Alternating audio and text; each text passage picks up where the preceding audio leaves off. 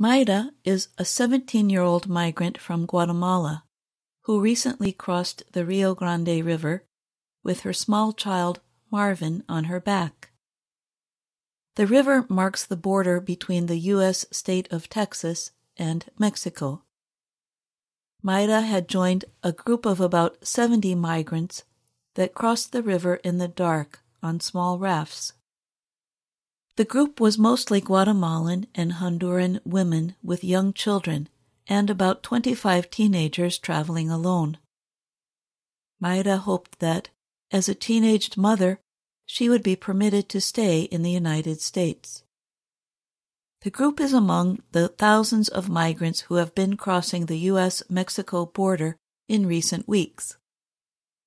The administration of President Joe Biden is trying to put the migrants in government housing during the coronavirus health crisis. A top Biden administration official said the number of migrants arriving at the U.S.-Mexico border in 2021 is expected to be the highest in 20 years. At least 9,200 children who had arrived without adults are in custody of the Office of Refugee Resettlement. That government agency deals with migrant children.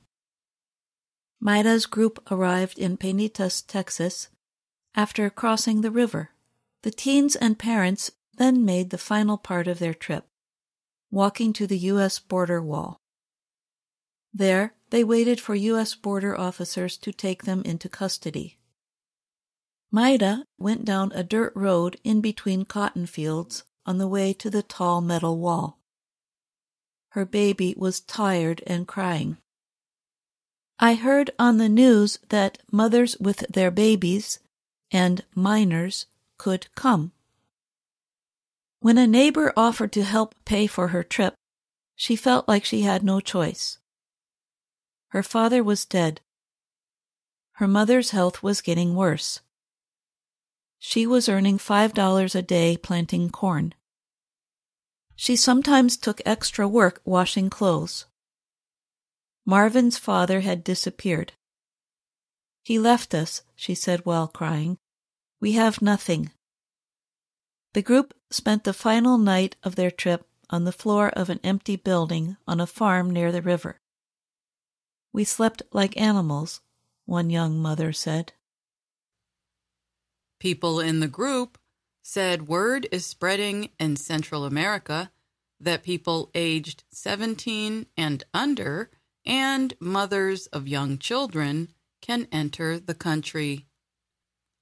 These claims, they said, caused them to take the long trip in buses, on foot, and in trucks to get to the Rio Grande River. Biden has said he wants to follow a more humane immigration policy than the policies of former President Donald Trump. Biden has begun to let in children who are not traveling with a parent or guardian. But he has kept in place Trump's public health order that closes the border to almost all asylum seekers. Some families with young children are also being let into the United States. That is partly because one Mexican border state, Tamaulipas, would not accept their return. However, Biden administration officials have urged migrants not to make the dangerous trip north. They explain that the border is not open and that most people crossing the border illegally will be sent back. KB is a 17-year-old woman from Honduras. She was the first among Mayra's group to arrive at the border wall. There was an open gate with no patrol agents, so she walked through and sat down to rest. She had heard she could be sent to a shelter for a few weeks before rejoining her family in the United States. She was excited to reunite with her mother, whom she had not seen for 14 years. "Now it's finally real," she said. "Thank God." Members of the U.S. military arrived in a truck and offered water to the migrants. A Border Patrol truck also arrived, and agents stepped out.